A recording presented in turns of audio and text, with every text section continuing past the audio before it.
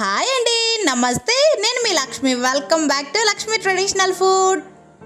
ఈరోజు వీడియోలో సమ్మర్ స్పెషల్గా మీకు ఒక చాలా టేస్టీ కూల్ డ్రింక్ రెసిపీని షేర్ చేసుకోబోతున్నాను. ఫ్యామిలీ అంతా కూర్చొని ఎంజాయ్ చేయగలిగే సింపుల్ డెలిషియస్ డ్రింక్ ఇది. అంతేకాదండి, ఇది చాలా హెల్దీ, అలాగే చాలా ఎనర్జెటిక్ కూడా. ఈరోజు మనం తయారు చేయబోయేది మహమ్మద్ కా షరబ్. చూస్తుంటేనే నోట్లో నీళ్ళు ఊరిపోతున్నాయి కదా. రిచ్ అండ్ టేస్టీగా ఉంటుంది. ఈ డ్రింక్ను మనం పుచ్చకాయతో చాలా ఈజీగా 2 నిమిషాల్లో తయారు చేసుకోవచ్చు. కానీ టేస్ట్ మాత్రం నెక్స్ట్ లెవెల్లో ఉంటుందండి. మరి అంత టేస్టీ డ్రింక్ని మనం ట్రై చేయబోతే ఎలా? తప్పకుండా ట్రై చేయండి. వీడియో నచ్చినట్టయితే లైక్ చేయండి. మరి ఇక ఆలస్యం చేయకుండా క్విక్గా రెసిపీ ఎలా చేసుకోవాలో చూసేద్దామా?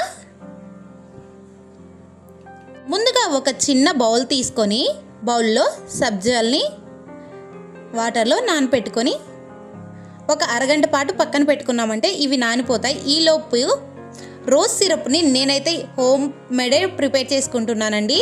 ఎలా కావాలో ఎలా చేయాలో నెక్స్ట్ వీడియోలో నేను వివరంగా చెప్తాను.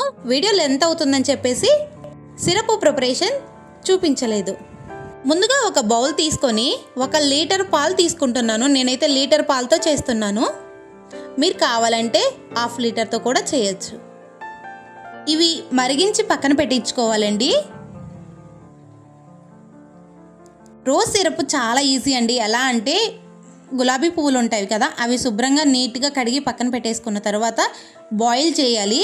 వాటర్ కొన్ని పోసుకొని 1 గ్లాస్ వాటర్ పోసి 1 గ్లాస్కి అయితే 10 పువ్వులు వేస్తాము. చిన్న గ్లాస్తో అండి నేను చెప్పే క్వాంటిటీ.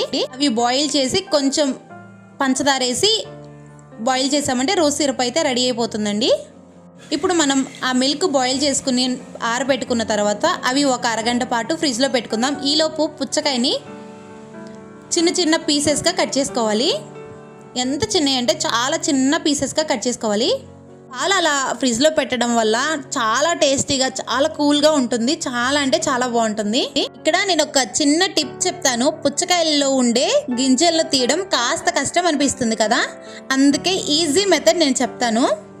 ముందుగా పుచ్చకాయని రౌండ్గా కట్ చేసుకోవాలి. అప్పుడు గింజలు కనపడతాయి కదా, ఆ ప్లేస్లో ఆ బార్కి కట్ చేసుకున్నారంటే విత్తనాలు అనేవి త్వరగా తీసేయచ్చు. అలా సీడ్స్ అన్నీ తీసేసి పుచ్చకాయ ముక్కలను రెడీ చేసుకోండి. ఇప్పుడు కాచి చల్లార్చి ఫ్రిడ్జ్లో ఒక అరగంట పెట్టి పక్కన పెట్టాం కదా, ఆ పుచ్చకాయ ముక్కలన్నీ కట్ చేసుకొని పాలల్లో యాడ్ చేసుకుందాం.